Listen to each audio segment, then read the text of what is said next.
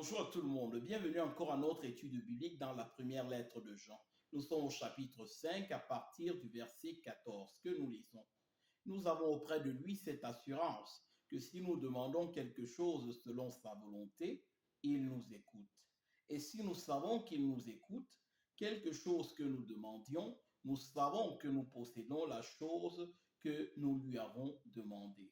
Ici encore, l'apôtre Jean met en évidence la certitude de l'exaucement que le Seigneur accorde à tous ceux qui marchent selon ses statuts, à tous ceux qui obéissent à son évangile, à tous ceux qui marchent selon son esprit. Donc ça, c'est le privilège, ça, c'est encore l'héritage des enfants de Dieu, cette certitude qu'ils ont que lorsqu'ils demandent quelque chose selon la volonté du Seigneur, le Seigneur l'accomplit. Encore une fois ici, l'efficacité de la prière des enfants de Dieu. Lorsque ces enfants de Dieu sont alignés selon les désirs de l'Esprit, lorsqu'ils s'alignent aux désirs de l'Esprit, justement, le Seigneur écoute leurs prières, car le Seigneur lui-même a déterminé que nos prières soient des instruments à travers lesquels il accomplit ses desseins, il manifeste sa puissance et il manifeste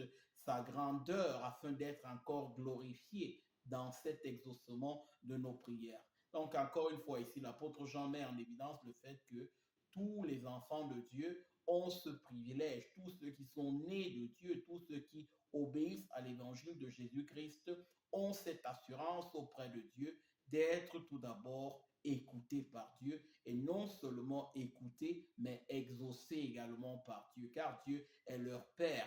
Dieu est celui qui les a accueillis dans sa famille. Ils ont une relation éternelle avec Dieu. Et encore, il précise ici que si nous demandons quelque chose selon sa volonté, bien sûr, nous ne pouvons pas espérer que Dieu nous donne quoi que ce soit qui nous passe par la tête. Nous devons d'abord nous assurer que nos désirs, que ces désirs-là sont des désirs qui sont en accord avec sa parole, qui sont en accord avec sa gloire, avec la manifestation de sa gloire. Car nous ne demandons rien pour nous-mêmes, mais nous demandons toutes choses afin que la gloire de Dieu soit manifeste, que cela soit comment dire, important pour notre bien personnel ou bien pour le bien des autres. Le but final, c'est que la gloire de Dieu soit manifeste. Voilà pourquoi nous pouvons avoir l'assurance que le Seigneur écoute notre prière, que nous sommes en train de demander en accord avec sa parole. Et dans Jacques, par exemple, il est dit au chapitre 4, verset 3, que vous demandez et vous ne recevez pas parce que vous demandez mal, dans le but de satisfaire vos passions. Adultères que vous êtes, ne savez-vous pas que l'amour du monde est inimitié contre Dieu? Celui qui veut être ami du monde se rend ennemi de Dieu. Voilà encore une autre chose que Jacques, l'apôtre, met ici en évidence. Il dit que si nous ne recevons pas quelque chose de Dieu, c'est très probablement parce que nous demandons pour satisfaire nos désirs. Nous ne demandons pas selon la volonté de Dieu. Nous pensons justement que nous pouvons avoir quelque chose de Dieu, mais que cela ne soit pas, sans toutefois que cela soit aligné à son plan, à ses desseins. Donc, en quelque sorte, nous voulons gagner le monde et en même temps avoir l'approbation de Dieu. Voilà pourquoi Jacques dit que ce n'est pas possible. Il faut déjà que nous nous assurions que nous sommes en train de marcher selon l'Esprit de Dieu, que nous sommes en train d'obéir à son évangile, que notre cœur est tourné vers les choses d'en haut plutôt que vers les choses d'en bas.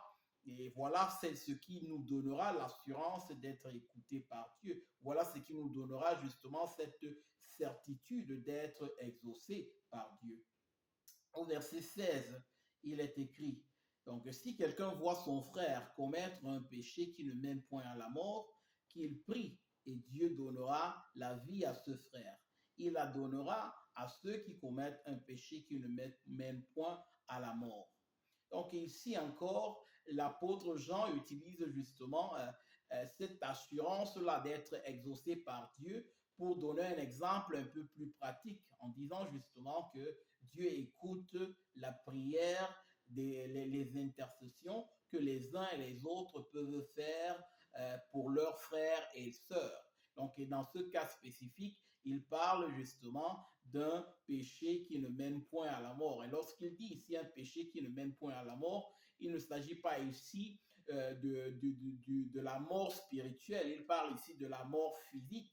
Donc, cela présuppose que Dieu avait établi justement qu'il y avait des péchés pour lesquels la mort physique était inévitable et rien n'aurait fait justement. Donc là, c'était une sentence que Dieu lui-même avait établie. Donc ceux qui écoutent, qui lisent cette lettre-là, certainement savent de quoi l'apôtre Jean est en train de parler. Donc il poursuit justement, il dit si quelqu'un voit son frère commettre un péché qui ne mène point à la mort, qu'il prie et Dieu donnera la vie à ce frère. Encore la puissance de la prière d'intercession, le fait que Dieu écoute la prière des justes. Et c'est encore Jacques qui le dit dans son chapitre 5 au verset 16. Il dit confessez donc vos péchés les uns aux autres et priez les uns pour les autres afin que vous soyez guéris. La prière fervente du juste a une grande efficace. Donc encore ici pour signifier combien les prières des saints, combien les prières des enfants de Dieu accomplissent les desseins de Dieu. Donc, Jean, en revenant sur la première lettre de Jean au chapitre 5, au verset 16, justement, il donne cette assurance-là que si quelqu'un prie, intercède en faveur de son frère qui a péché, mais pas d'un péché dont la sentence était la mort, dont la sentence de Dieu avait déjà établi la sentence, il peut avoir l'assurance que le Seigneur redonne la vie à ce frère qui a péché. Donc ici, quand il dit redonner la vie, il parle ici justement de la vie spirituelle en quelque sorte. Tandis qu'au départ, il parle de la mort physique, mais ici, il parle de la vie spirituelle, c'est-à-dire Dieu le rétablira dans sa relation et lui donnera l'assurance encore de marcher encore avec lui, donc de marcher dans ses voies. Ensuite, nous sommes au verset 17, ou du moins à la fin du verset 16, il dit, il y a un péché qui mène à la mort. Ce n'est pas pour ce péché-là que je dis de prier. Encore une fois ici, l'apôtre Jean précise qu'il y a un péché qui mène à la mort. Comme nous l'avons dit tantôt, il parle ici d'une mort physique. Et donc, ses lecteurs, très certainement, savaient de quoi il était en train de parler. Et donc, il dit, ce n'est pas pour ce péché-là que je vous dis de prier. Il y a un péché qui mène à la mort, mais ce n'est pas pour ce péché-là que je dis de prier. Donc, pourquoi il dit justement qu'il y a un péché qui mène à la mort et ce n'est pas de ce péché-là que je dis de prier? Comme nous l'avions dit tantôt, que Dieu avait établi justement qu'un déterminé péché, justement, aurait eu comme conséquence la mort. Nous le voyons même parfois, même à travers les Écritures, des péchés que le Seigneur, justement, a sanctionné par la mort certains de ceux qui les commettaient. Par exemple, le cas d'Ananie et Saphira dans Actes des Apôtres, pour dire. Donc, encore pour signifier ici la crainte dans laquelle nous devons marcher quand nous sommes disciples de Christ, de Dieu, que Dieu peut décider de châtier le péché de ses enfants en décidant de mettre fin à leur vie sur la terre. Donc, comme châtiment justement à ce péché-là. Et donc, rien ne ferait, aucune prière ne pourrait justement éviter la sentence que Dieu a établie dans ce cas-là.